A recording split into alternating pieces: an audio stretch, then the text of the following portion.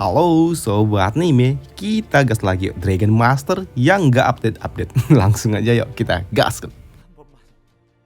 Mereview sedikit dari pas sebelumnya setelah kedatangan perwakilan dari Akademi Shyvana yang tidak diterima oleh Zhu Minggang, bahkan diusir, membuat Akademi Shyvana harus mengeluarkan dekret di mana penduduk desa akan diburu dan akan dihukum mati jika mereka tidak mau pergi dari kota hujan. Tapi sebelum perwakilan dari Akademi Shyvana pergi, Zhu ia juga memperingatkan kalau mata akan dibalas oleh mata. Aku akan menunggu jawaban dari kalian paling lama 1 minggu. Mau menyerahkan stempel kota atau Akademi Shyvana akan aku hancurkan. Ya, mendapatkan peringatan dari Zhu Minggang yang tidak main-main memaksa perwakilan dari Akademi Shyvana mau tidak mau ia harus pergi. Mereka pergi dengan rasa dongkol. Mereka juga menganggap Zhu adalah pimpinan kota yang bodoh, yang masih terlalu muda dan juga sangat naif. Tapi selepas kepergian dari orang-orang tua itu, kini Zhu ia mendengar ada seseorang yang datang mendekatinya. Dan benar saja, orang itu ternyata adalah Yun Su yang berujar, seharusnya kau tidak membiarkan mereka pergi begitu saja. Harusnya kau kasih mereka sedikit oleh-oleh di jidat mereka. Tapi bagi Zhu Minggang yang tahu watak dari Yun Su yang memang sungguh sangat kejam dan juga tanpa ampun, Doi tahu ini akan menjadi merepotkan jika Yun Su yang menghadapi orang-orang tua itu. Bisa-bisa masalah ini akan semakin pelik. Setelah kejadian di gerbang kota, kini di kediaman dari tuan kota ini atau kediaman dari Zhu, kini terjadilah suatu pertemuan penting yang membahas status dari kota hujan ini. Di mana gadis Hu juga berujar kalau identifikasi yang diberikan oleh Akademi Shyvana itu benar-benar akan membuat kota hujan ini menjadi rusuh. Dan itu juga dibenarkan oleh saudara laki-lakinya. Tapi mereka berdua juga tahu kalau tim pemeriksa kelayakan bukan cuma berasal dari Akademi Shyvana aja. Masih ada satu tim investigasi lainnya. Maka dari itu mereka ingin mendapatkan restu lainnya dari tim investigasi itu. Yang membuat Zhu pun bertanya, siapa pemeriksa itu? Apakah kalian tahu? Tidak.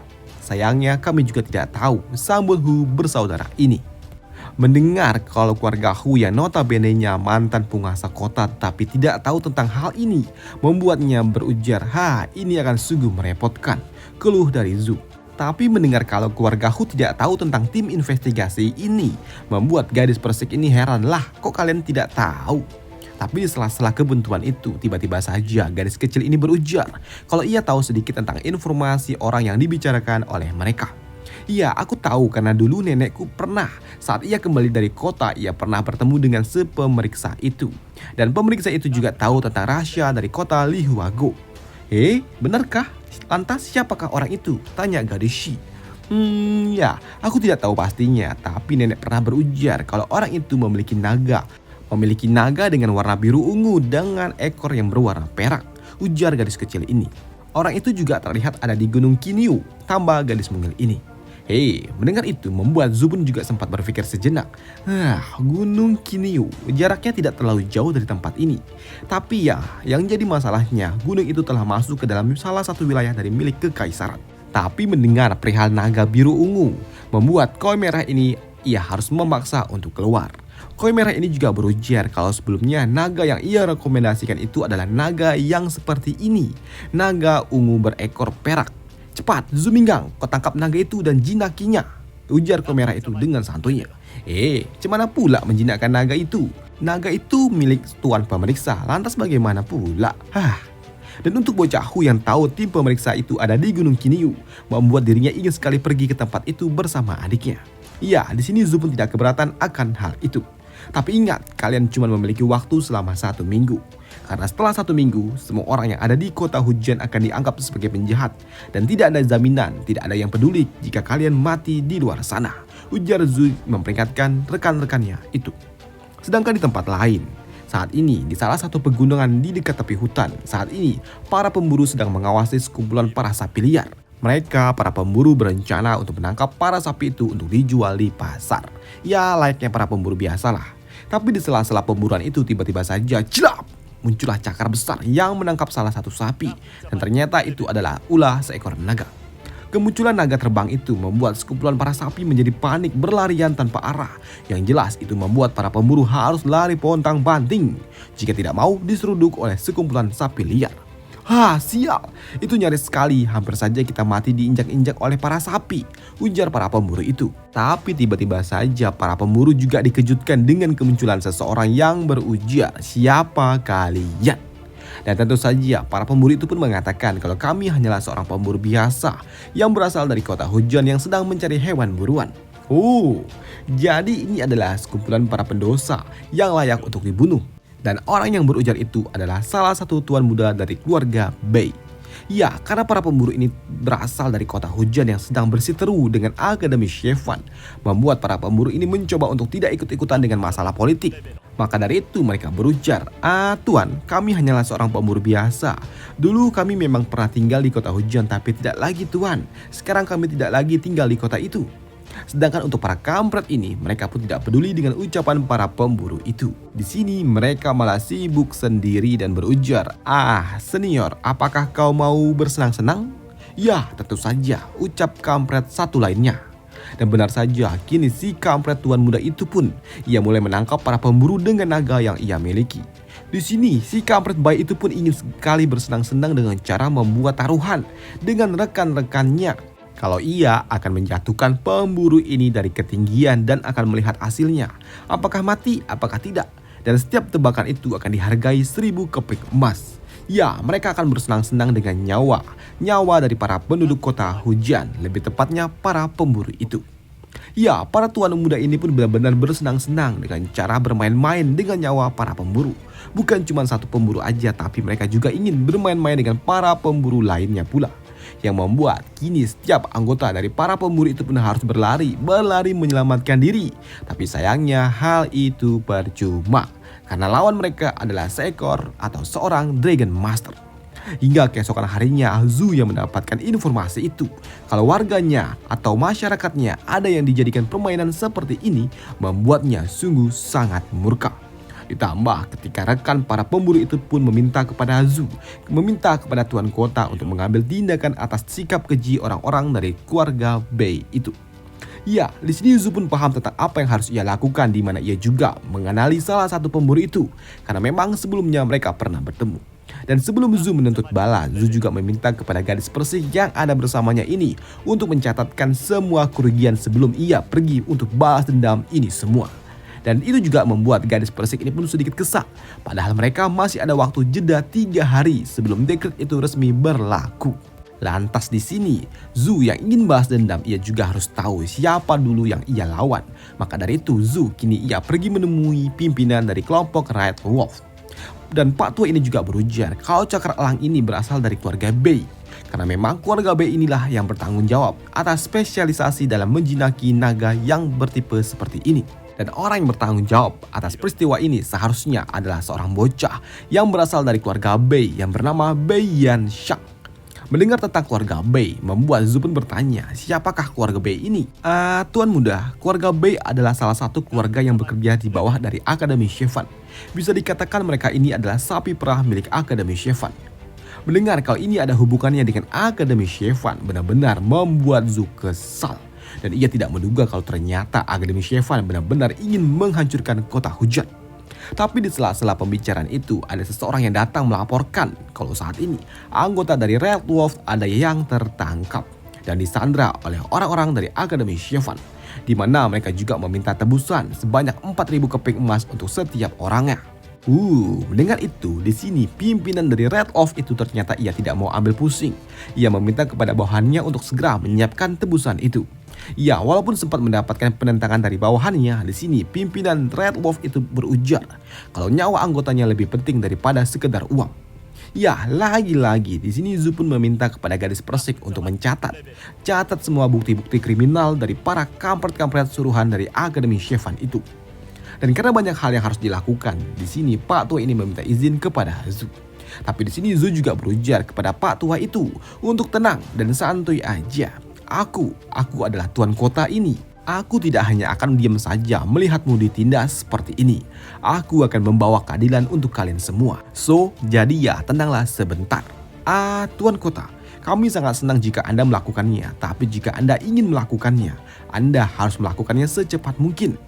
Semua orang yang ada di luar sana sudah tahu tentang berita ini. Jika memang melakukannya atau membalaskannya saat ini juga, tidak akan ada yang menyalahkan Anda, Tuan. Ya, tenang saja. Selain itu juga, apakah kau tahu di manakah kediaman keluarga Bei itu berada? Aku akan memberikannya sedikit mimpi buruk.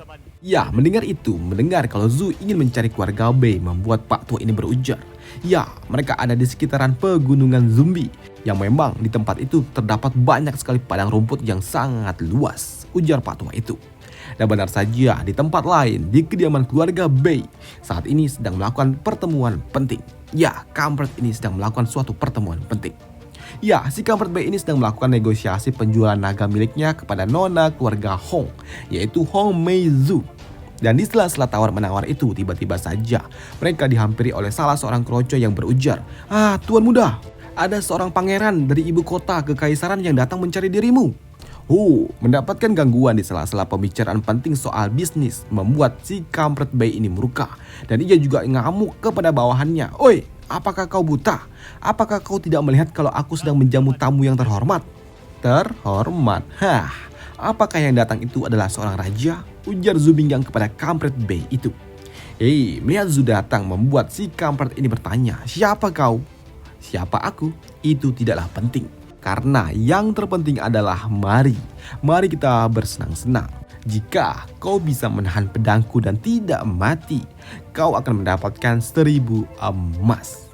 Tapi jika kau mati, aku tetap akan memberikan kau 1000 emas. Dan akan memberikan kau peti mati yang layak, ujar Zhu Binggang dengan nada kesalnya. Mendengar apa yang dikatakan oleh Zhu malah membuat si kampret Bei ini tertawa.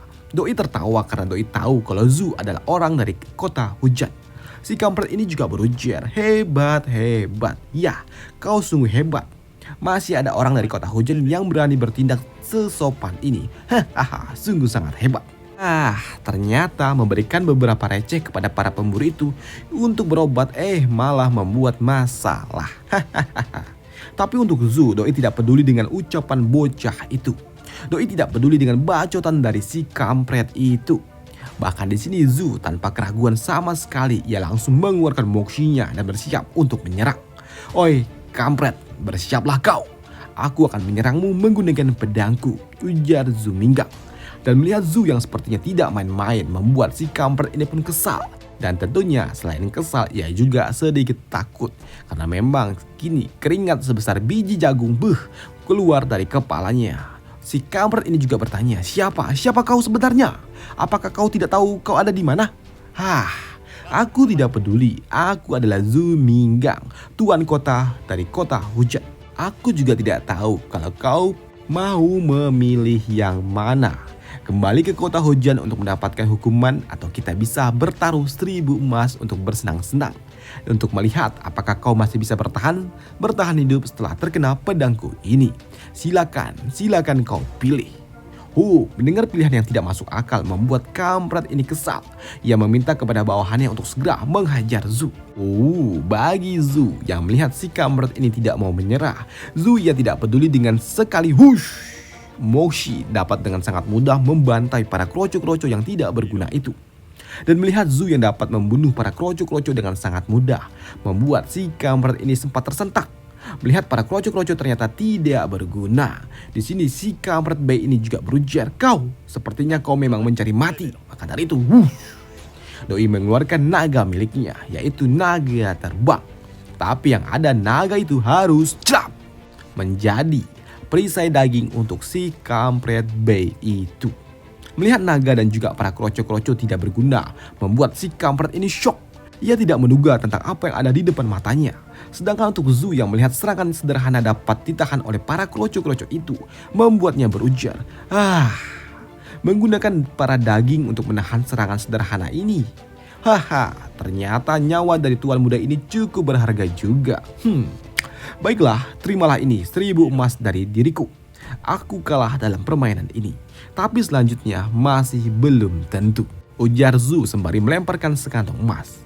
Sedangkan untuk si kampret Bei ini yang telah kena mental, ia langsung terduduk ketakutan dan meminta kepada para pelayan, kepada para penjaga untuk segera menyiapkan semua uang yang mereka punya untuk diberikan kepada Zhu agar Zhu mau mengampuni nyawanya. Sedangkan untuk Zhu Minggang yang melihat itu, doi berujar, Tuan Muda Bei, aku bukanlah seorang perampok yang menginginkan uangmu. Aku hanyalah penguasa kota yang ingin menegakkan hukum, ujar dari Zhu. Dan melihat pertikaian itu membuat gadis Hong ini yang ada di belakang Zhu juga bertanya, Tuan, jika aku boleh tahu, kejahatan apa yang dilakukan oleh Tuan Muda Bei ini? Oh, tidak ada masalah. Ini hanya tentang pemburu dari kota hujan. Dengan nilai kehidupan yang dianggap murah, Tuan Muda Bei ini ia bersenang-senang dengan nyawa para pemburu. Ia melemparkan para pemburu itu dari ketinggian menggunakan naga. Dan menurutmu, apa itu masuk akal? Bertaruh bermain-main dengan nyawa seseorang? Hah? Bagaimana menurutmu, Nona Hong? Tuan Muda Bei, apakah itu benar? Kau mengambil nyawa orang lain hanya untuk bersenang-senang? Tanya gadis bertopeng ini. Kota hujan itu telah dinilai sebagai kota dosa dan warganya juga dianggap sebagai kelompok kriminal. Jadi kami ingin menghasilkan uang dengan cara berburu mereka, ujar si kampret Hong ini. Kau ingin berburu? Aku mengerti. Sepertinya kau tidak puas dengan permainan ini. Baiklah, kita akan melanjutkan permainannya. Dan aku akan melakukannya langsung, ujar dari Zhu dengan aura dinginnya. Oi kampret, cepatlah kau berdiri. Tahan tebasan dari pedangku ini. Percayalah, tuan muda ini tidak akan menipumu. Kalau kau bisa menahannya, aku akan melepaskanmu. Percayalah kata-kataku, ujar Zhu kepada si kampret Bei yang sudah terduduk di sana. Sedangkan untuk si kampret Bei ini, ia meminta kepada gadis Hong untuk segera membantu dirinya kali ini. Tuan muda Zhu, bisakah Anda mengampuni nyawanya kali ini? Kediaman keluarga Bei ini juga dianggap sedikit terkenal. Mungkin karena para tetua dari keluarga Bei ini terlalu sibuk hingga mereka lupa memberikan pelajaran disiplin kepada generasi muda. Apakah Anda dapat mengampuninya? Nona bertopeng, terserahmu mau membantu si kampret ini apakah tidak. Aku tidak peduli. Karena kalau kau mau, kau juga bisa membantunya untuk menahan serangan pedangku ini. Dan jika tidak, tutup mulutmu dan pergi dari tempat ini. Dan kau ingat, kau bukanlah salah satu dari para pemburu yang mati itu. Jadi kau tidak tahu dan tidak akan memahami kebenaran yang ada. Dan jangan sok bijak. So, aku akan katakan sekali lagi, tutup mulutmu dan pergi dari tempat ini.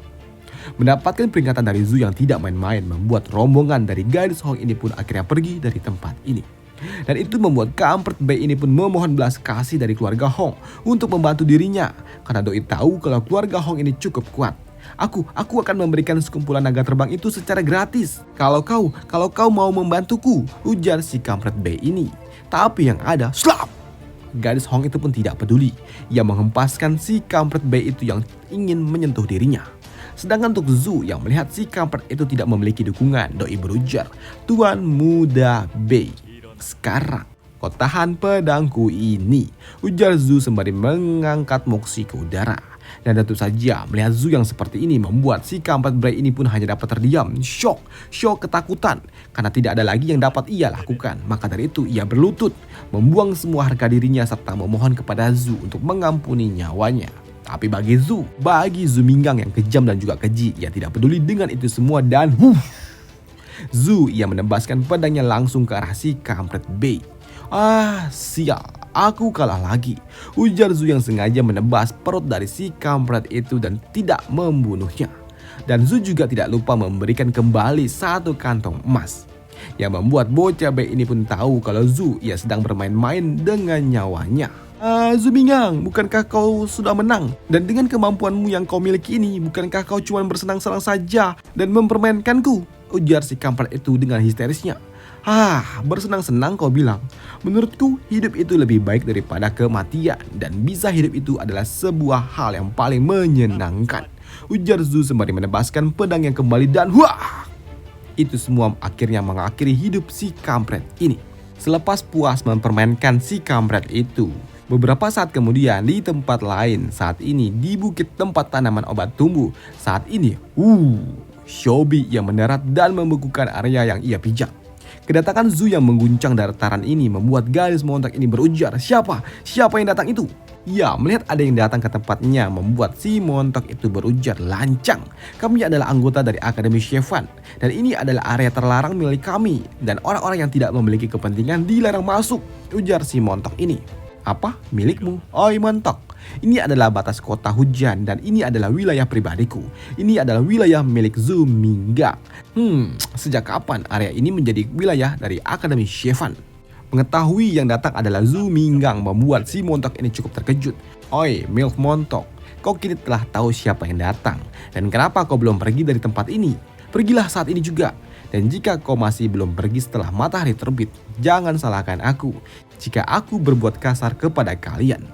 Sedangkan untuk Milf Montok itu, ia tidak peduli dengan kata-kata dari Zhu. Ia meminta kepada para budak untuk segera terus bekerja. Comot semua yang bisa dicomot, jika tidak akan kupijak-pijak kalian. Dipijak Milf? Mau dong? Maaf, oke lanjut. Mendengar ada keributan, kini muncullah seorang murid lainnya, murid dari Akademi Shyefan yang bernama Lan Xifang. Ya, gadis bohai ini, ia berujar, "Master, apa yang terjadi?" Tidak ada apa-apa. Cuman seorang penjaga dari kota hujan aja yang tiba-tiba saja datang ke tempat ini. Semuanya, para budak yang ada di tempat ini, dengarkan aku. Aku akan mengambil alih tempat ini saat matahari tiba. Cepatlah kalian berkemas dan pergi dari tempat ini. Dan mereka yang masih ada di tempat ini saat matahari telah terbit, mereka akan dianggap sebagai bandit yang artinya mati. Tidak, jangan pedulikan bocah itu. Kota hujan adalah kota dosa. Semua nadi spiritual yang ada di tempat ini, yang ada di negeri ini adalah milik Akademi Shyefan. Dan jangan dengarkan omong kosong dari bocah itu, ujar Milf hijau ini.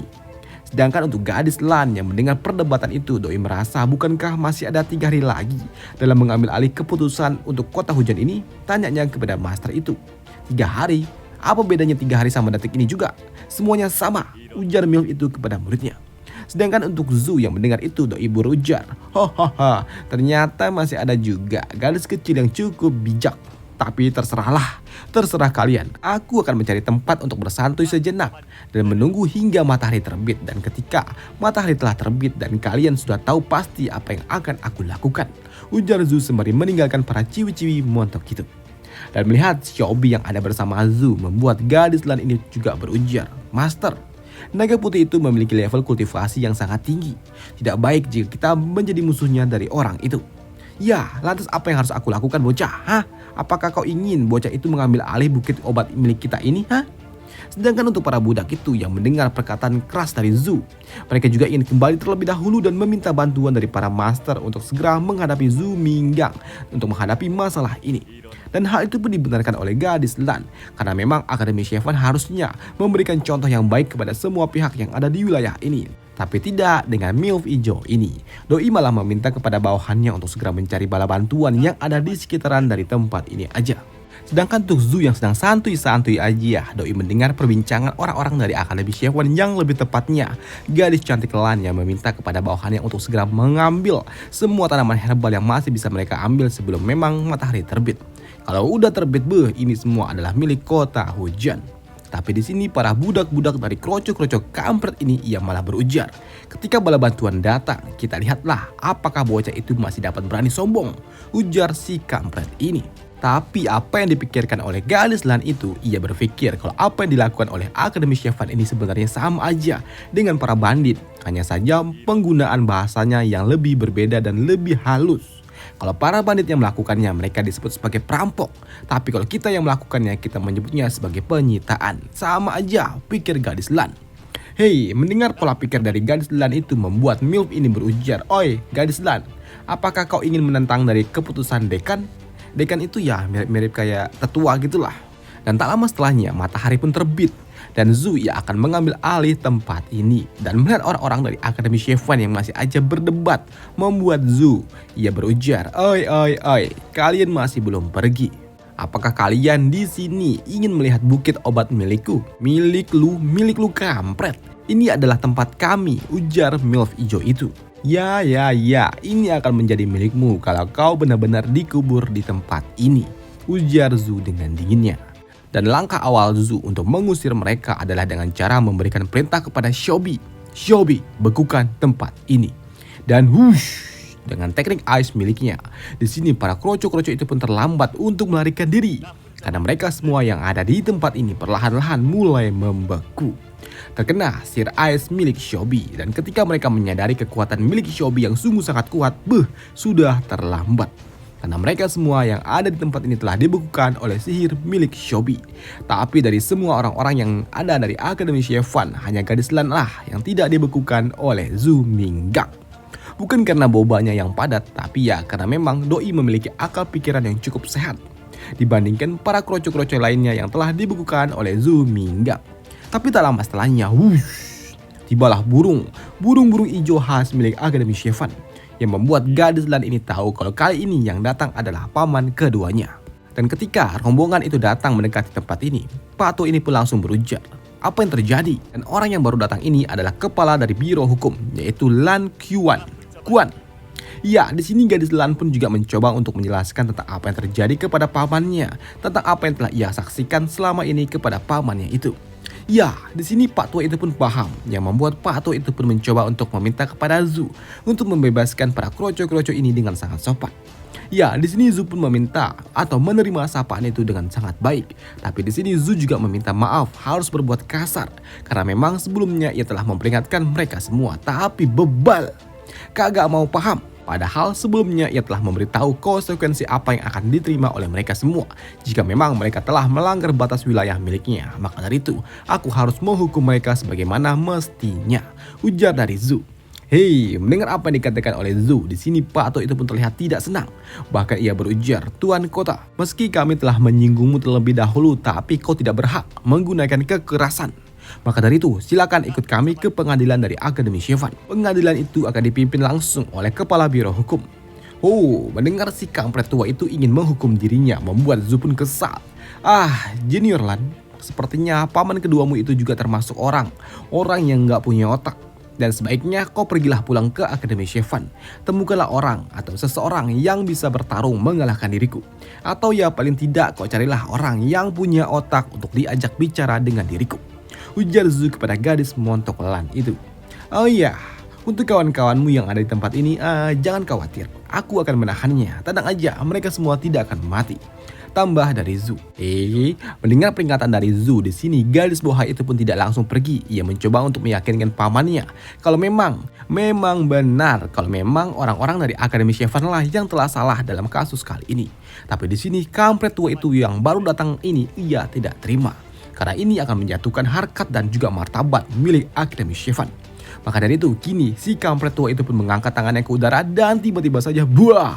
Para kroco-kroco dari Akademi Shyefan ia langsung mengaktifkan sebuah jimat. Ya, para kroco-kroco ini langsung mengaktifkan jimat bersama dan inisiasi penyerangan pun menggunakan jimat itu juga dipimpin langsung oleh kampret tua itu.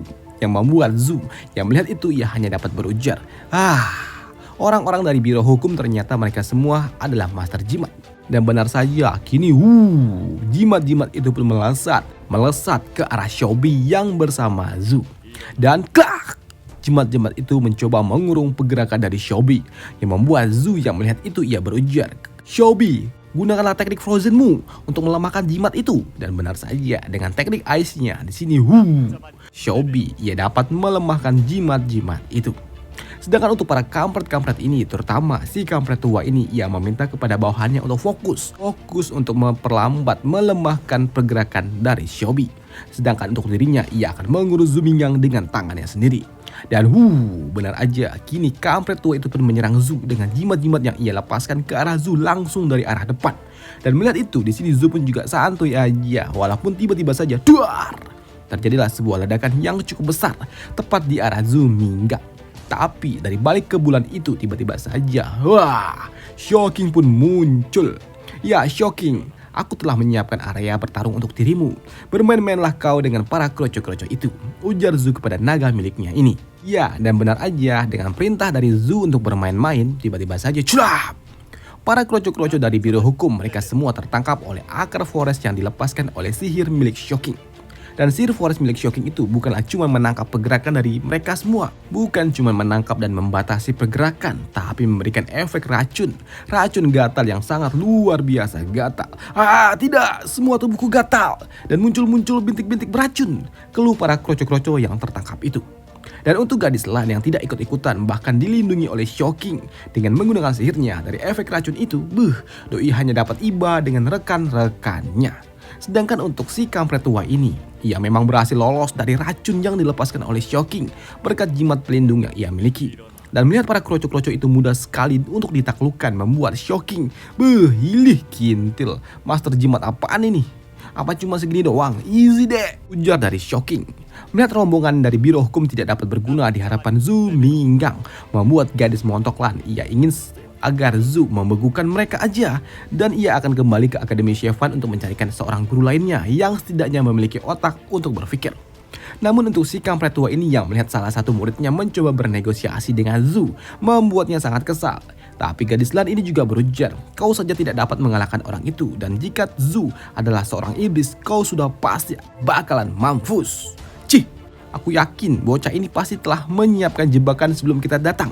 Jika tidak, mana mungkin bocah itu dapat berbuat seperti ini? Ngeles Pak Tua itu yang tidak terima dikalahkan oleh Zhu Minggang. Tapi di sini Pak Tua itu pun yang terlalu fokus bertahan dengan sihir forest milik Shocking. Doi pun sampai lupa kalau ternyata Zhu Minggang memiliki naga putih yaitu Shobi yang membekukan Pak Tua itu. Setelah membekukan Pak Tua itu, Zhu ia meminta kepada gadis Lan untuk segera pergi kembali pulang ke Akademi Shyefan untuk memanggil seseorang atau seorang dekan. Panggil Pak Tua itu datang biar aku rontokkan semua gigi-giginya. Baik, aku akan pergi memanggil dekan, ujar gadis Montoklan itu. Sedangkan untuk Zhu, doi akan menunggu kedatangan dekan itu di sebuah pendopo. Ya, selama gadis Lan itu pulang memanggil orang-orang dari Akademi Shyefan, di sini Zhu ia akan bersantai memakan buah-buahan. Dan itu juga membuat Shocking yang melihat Zhu makan buah-buahan, ia ingin makan juga. Ya, di sini Zhu pun tidak keberatan jika memang Shocking mau, silakan ambil. Tapi di sini Shocking juga berujar, kalau cuma makanan milik Anda tuan, itu hanya akan menjadi jigong, kata Shocking. Ya, hal itu pun dibenarkan oleh Koi Merah ini. Di sini Koi Merah juga berujar kalau basis kultivasi milik Shocking telah mencapai batas puncak. Maka dari itu tidak peduli juga Zhu memberi makan apapun itu tidak akan memberikan pengaruh kepada Shocking. Ya, di sini Zhu pun paham. Ya, maka dari itu ia harus kembali pergi ke dalam reruntuhan kuno untuk mencari buah pohon iblis yang dapat meningkatkan kemampuan dari Shocking.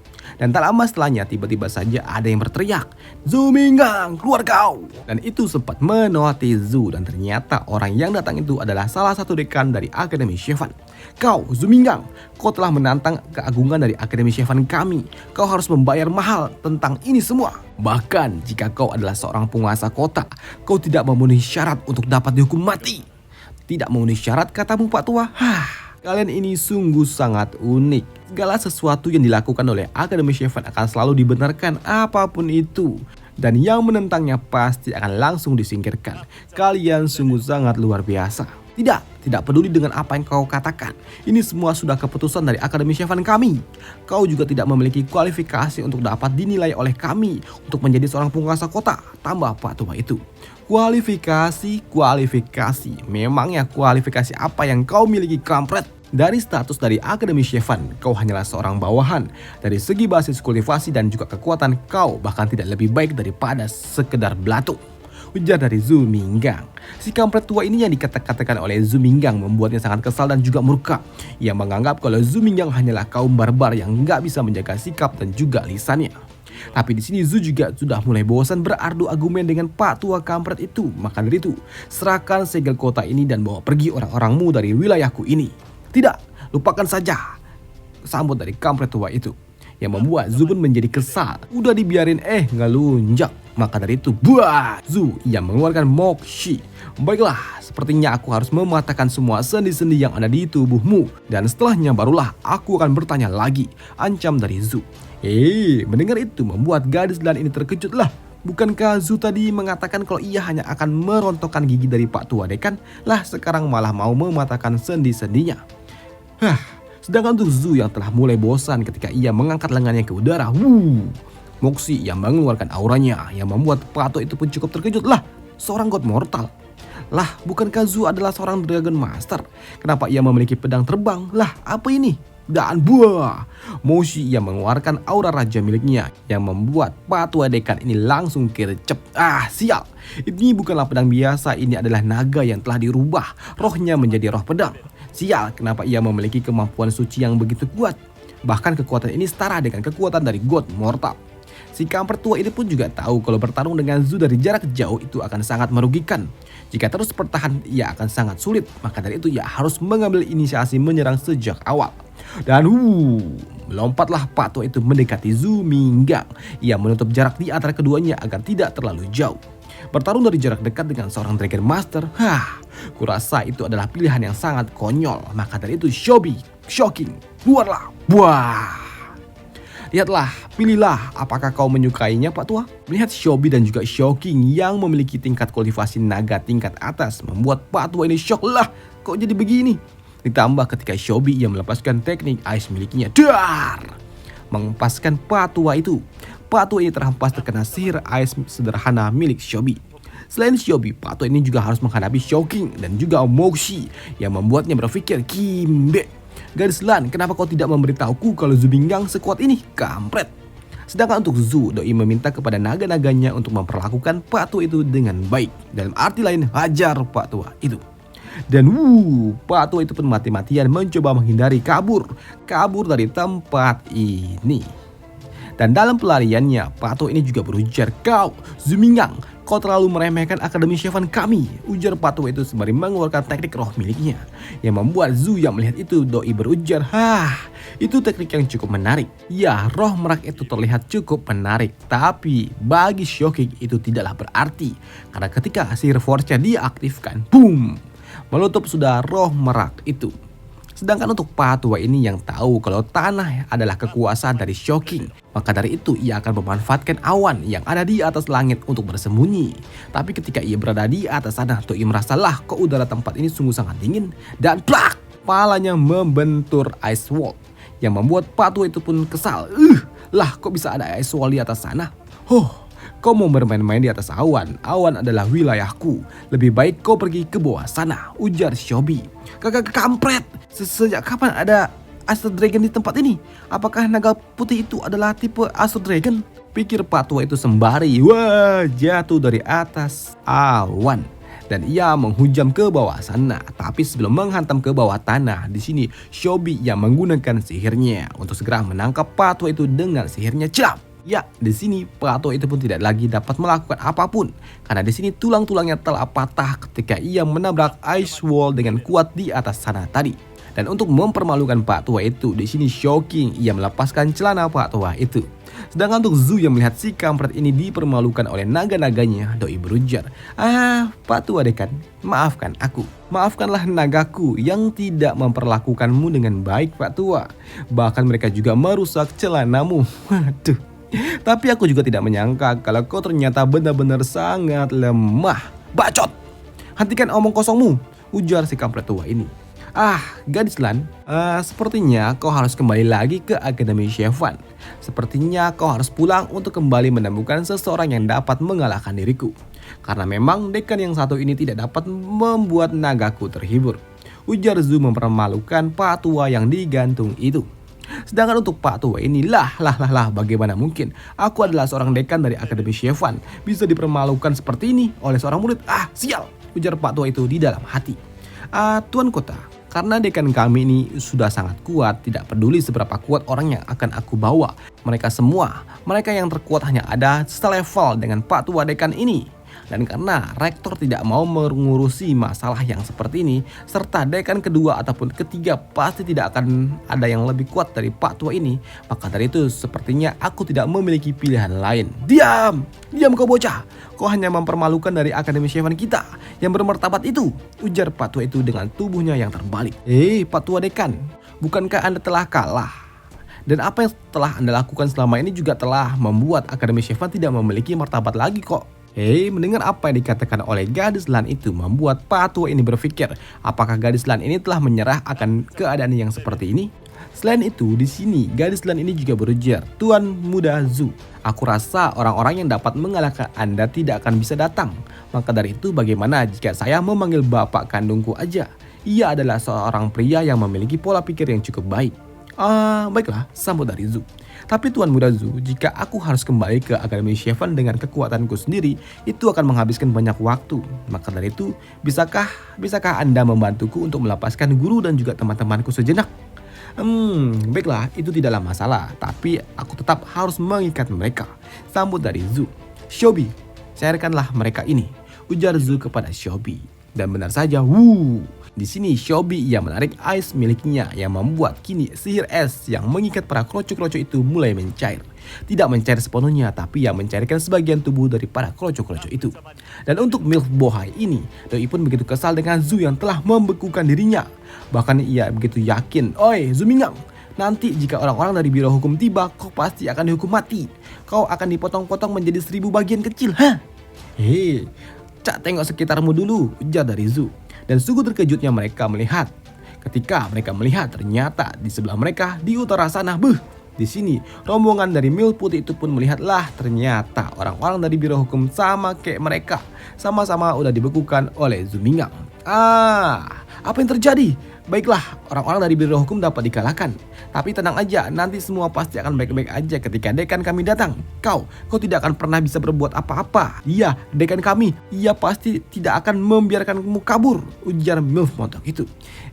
Tapi lagi-lagi MILF itu harus terkejut ketika ia melihat ternyata lah, dekan mereka pun sama-sama udah ditangkap oleh Zu Mingang. Ya, walaupun memang tidak dibekukan oleh Zu, tapi dekan itu ternyata lebih parah lagi. Ia harus digantung terbalik selama beberapa saat, yang membuat kininya harus mabuk, karena kini semua darahnya terkumpul di kepalanya. Ya, mereka pun akhirnya sadar kenapa mereka dapat dikalahkan. Karena memang dekan mereka aja dapat dikalahkan, apalagi mereka yang kroco-kroco ini. Tapi tak lama setelahnya, gadis Lan pun datang bersama seseorang. Dan ia berujar, "Tuan Muda Zu, ini adalah ayahku. Ia adalah seorang pensiunan dari Akademi Shyefan. Ya, dulu posisinya di sekte adalah... posisiku tidaklah penting, tidaklah layak untuk disebutkan.